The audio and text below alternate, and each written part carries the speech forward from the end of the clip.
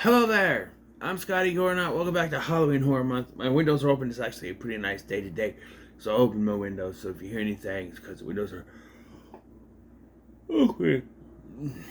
Sorry about that. Maybe I need a little more to juice. My drink du jour is this stuff here, blue raspberry flavored water. It's very good. Stay. So today we're talking about Brian De Palma's Dressed to Kill. A movie I've heard a lot about, heard good things about, and no doubt this is a good movie. Much like I said with Carrie, it's a good movie. I like it. I like both of these movies. The problem is that, and I'm not saying I don't like Brian De Palma's work. Like Mission Impossible was good, but he wasn't trying to drag everything out and stylistically make everything. Oh my God. This movie starts with woman in the shower. And when I say woman in the shower, I mean naked woman in the shower, slow-mo shots of her soaping her breasts, and then going down, and we see soap the bush, and I'm just going, what are we? This weird romantic-esque music playing before, and we see some dude constantly out there shaving until he jumps in the shower with her. Now, at first I was like, okay, this is the killer. We see his face. Now, I knew because of other reviews that the killer is a man disguised as a woman. They never say who it is, but I know that. So I'm like, oh, so we see this guy, and then he's dressed as a woman the entire time. So we don't know. I don't know. So they don't know who it is. No, this is actually her husband, we find out. It's weird, because it appears like I thought this was an after sex shower and he's shaving whatever, and then it cuts. We get the title card and everything, and it cuts, and then as she says, he's giving her one of her old bang boom or whatever they're called. One of her old. It's a quick. Yeah, it does not look comfortable, despite the fact that we saw her completely naked in the last scene. She's now completely covered. She's wearing a trench coat for some reason, and he's covering her completely. Okay, De Palma, you're gonna... Okay.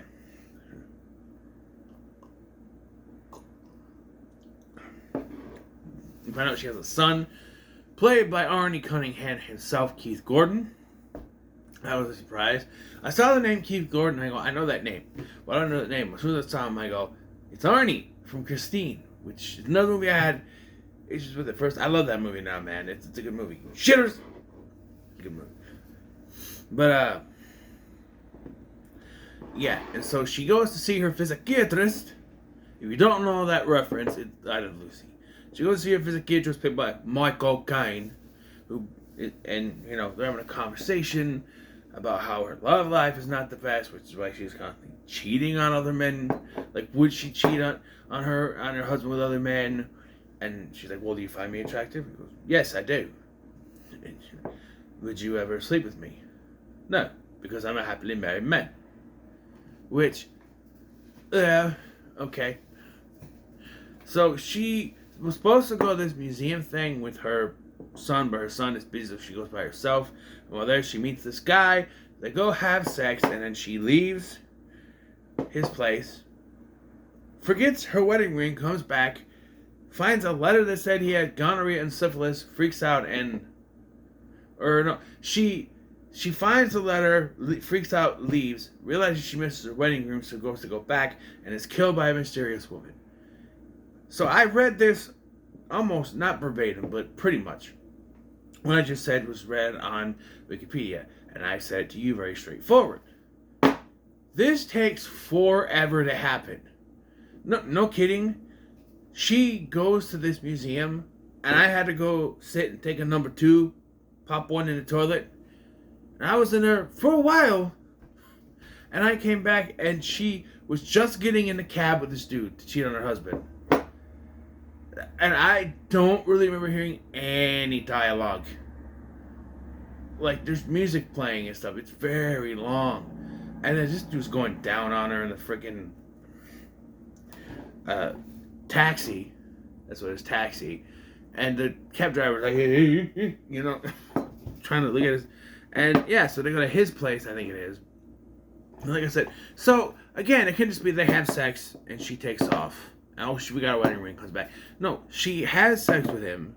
She wakes up because apparently, and it never works out that way unless you're staying over at a chick's house, right? Or they're staying over to your place where you have sex and then go to sleep, right? If you're in the middle of if you are hooking up with someone, you don't just fall asleep in someone else's bed. Like, this is a woman he met at a museum and went down on in a cab, right? There's no way you would both fall asleep. He'd do her and then say, see ya, hasta la lasagna. No. But other than that, she wake up. She doesn't leave right away. She decides she's going to write him a letter. And sits at his desk to find a letter that says he has gonorrhea and syphilis. So I'm guessing they needed a reason for her to run out of there hastily so she'd forget her wedding ring. Why couldn't she just forget? Why couldn't she just try to sneak out after having sex with a strange man like she did and think, oh, I forgot my wedding ring? Why does she have to read the letter that says that? That made me scratch my head. By the way, this movie's an hour and 44 minutes long, and it does not need to be. There's way too much filler in this movie. I mean, there's so much hanky-panky between Nancy Allen and Sipowicz. I forget his name. Dennis Franz. There's so much, like, bullshit with them throughout the movie, only to reveal that he had stuff set up and going on towards the end of the film that, I don't know. There's just so much of that dialogue between them where he's trying to, I guess I'm skipping a step. But anyway, she gets killed by a straight razor by this woman, strange blonde woman, and Nancy Allen, as Liz, who is a sex worker, sees her, this woman. So now that makes her the suspect, or that makes her a target, but also a suspect because stupidly she touched the razor. One of her neighbors saw her. So now, and inexplicably, Dennis Franz, like, okay, so I'm gonna call him Sipowicz throughout the film because, you know, Sipowicz does later reveal that he never fully believed that she was the suspect. It was a suspect. He knew there was something else going on. So, but here's the situation with it, okay? 9 times out of 10, this is not how the situation is going to go. Because they basically got her dead to rights. Her fingerprints are on the thing. He keeps saying he's going to arrest her. I'm going to arrest you tomorrow. But he never, like, I don't know. She would be arrested and behind bars right away. No doubt about it. Especially when it comes to movie cops, there's no way they behave like this. I don't know. It's very confusing. But no, so now we follow her, basically. And Michael Caine, he gets mysterious messages from a woman named Bobby. The reason I keep coughing when I say woman is because it's clearly not a woman's voice. And they established that because it's a man who wants to transition into a woman, but is having issues. And, yeah.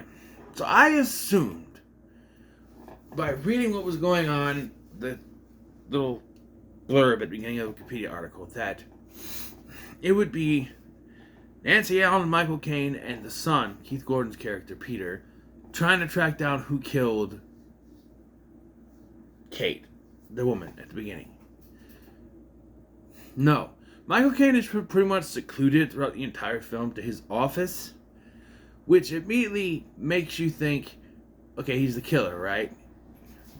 All this nonsense with someone named Bobby calling him, it's something else is going on, right? And then there's another doctor named Dr. Levy, played by Lenny, the Ghostbusters, the mayor from Ghostbusters, yeah, with more hair. Dennis Franz also has more hair, although it could be a toupee, I don't know. But, yeah. I mean, there's a conversation between him and Michael Caine, where I'm just like, Michael Caine basically saying that there's a woman keeps calling him. Her name is Bobby. She keeps calling him, and he's frustrated that she might have done something bad. And just the look, like, oh, how do you feel about it? His doctor saying, it's like, that's what doctors say when they're talking to their patients. So I'm thinking, okay, this guy, there's something else going on. He's definitely the killer, but what's going on? Yeah, and then the film meanders with, like, do we need, like, we follow Liz, and then she's having this meaningless conversation on the phone to set up her next date to get money. And like, what? And then we see her go on this date and meet this guy, and I'm like, we don't need this filler. Why is this here? Why are we following this woman to her sex worker job? It just, I get it, we're trying to tell a story. Sure. And it was his wife, De Palma's wife. So they're gonna have more of her in here, sure. But like, I don't know. There's her on a phone call, talking to someone on one line and someone on the other. Or when he had two phone lines instead of call waiting. And she's talking to this guy, Max, trying to get some money. And then she's talking to this other woman trying to get a job. Yo, I'm talking to my mother. Hey, Max, you $500? Okay. Okay, yeah. No. I'm just like, why are you watching this? And then like, we see her go on this date. Why? And then we see her go to a train station where she's hassled by these guys. Why? There seems some mysterious woman following her, which ultimately adds to nothing because it's not that woman. It's a female cop that Sibowitz hired to watch her because he knew that the killer would be after her. It all comes to a head when he convinced her to try to steal this a patient book that Michael Caine has because he's a physicist. When she goes there, she basically talks to this guy and sort of seduces him, Michael Caine. And then she is eventually found and attacked by this mysterious woman who's revealed to be Michael Caine, who has Dr. Elliot also has a dissociative identity disorder, I guess. So they're trying to play that transgenders, or as they call them there, transsexuals. Okay, so the whole thing with that is you feel like and I'm not one, so I wouldn't know, but like you're born of a certain sex. Say you're born a male, and you don't feel like you should be a male. You feel like you should be something else, female. You should be female. Here they make it seem like it's a thing, like I don't know, like it's a mental health thing, like it's a bad thing that they want to be like. You couldn't make this nowadays. There's no way. They'd be like, no, you cannot put something like this in a negative light. No. The trans person would be the hero of the movie. I'm just saying. But, yeah, I don't know. So the thing is that Elliot, and it's also described as two different personalities, which also makes no sense. Because that's the dissociative identity disorder, DID, not trans, whatever. But, like, apparently there was two different, so he had something going on in his brain other than, so Bobby, this alternate identity of his, wanted to be a woman and wanted to get the sex change, but Elliot was stopping it. So every time that Elliot would, boing, she would take over and kill those women. Hence why Kate was killed, because she flirted with him before, and then Liz was flirting with him now. It also turns out that Arnie, or Peter, whatever his name is, was also following her to try to figure out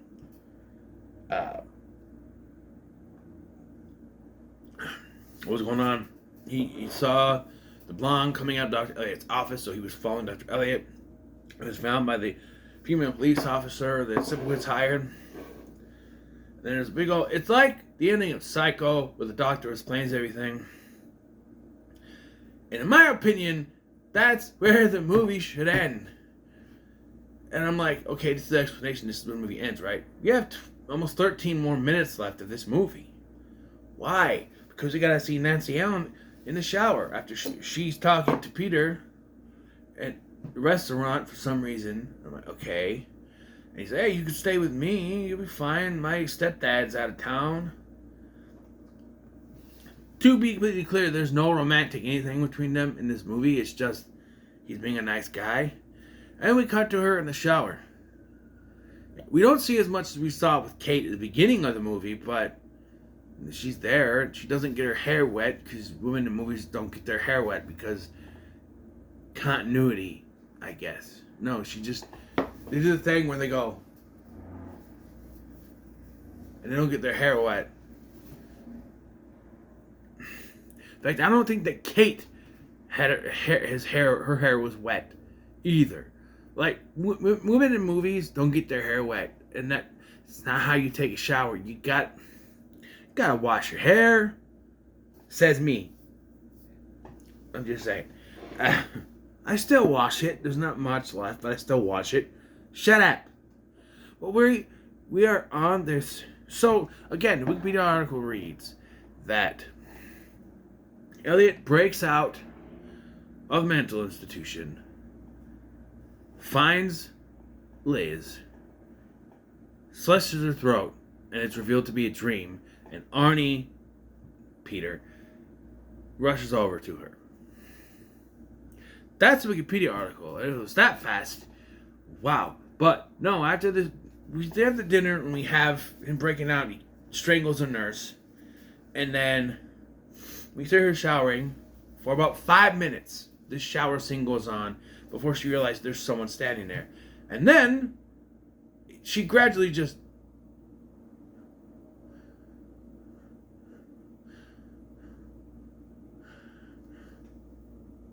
goes to the shower door. There's music playing, too, by the way. Gets out, wraps it around.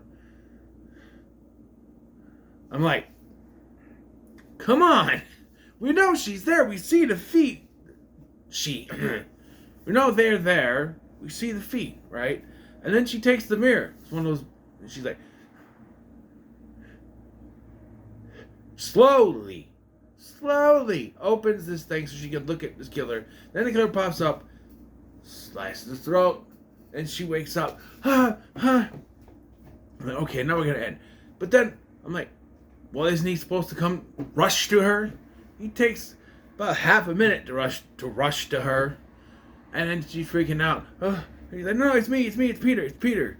And then the movie ends. Why are we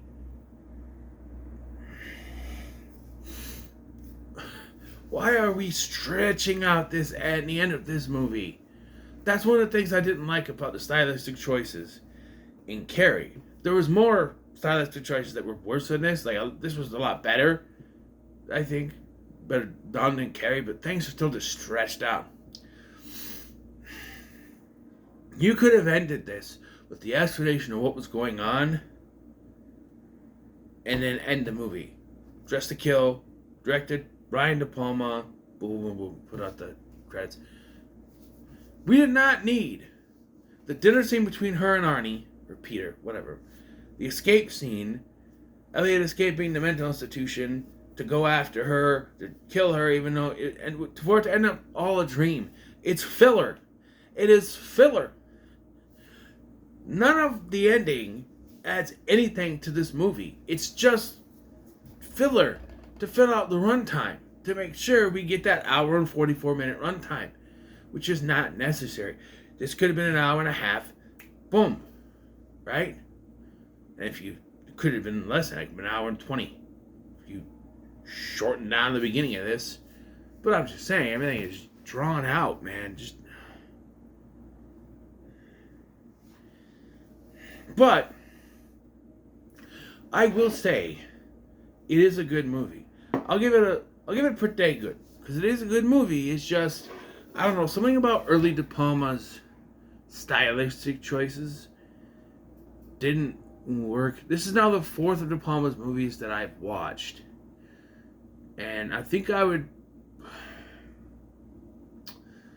Now, all the movies I've watched of his are good, so this is all my personal preference. But Carrie, this movie, excuse me, Scarface, and then Mission Impossible. I like Scarface. Again, no, it was very long. Mission Impossible is a decent runtime.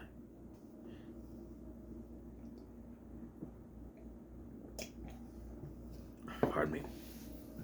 So, what are your thoughts on Dress to Kill? In the comments below, like, share, and subscribe. Thanks for watching. I'm Sky, and I'll see you in the next one.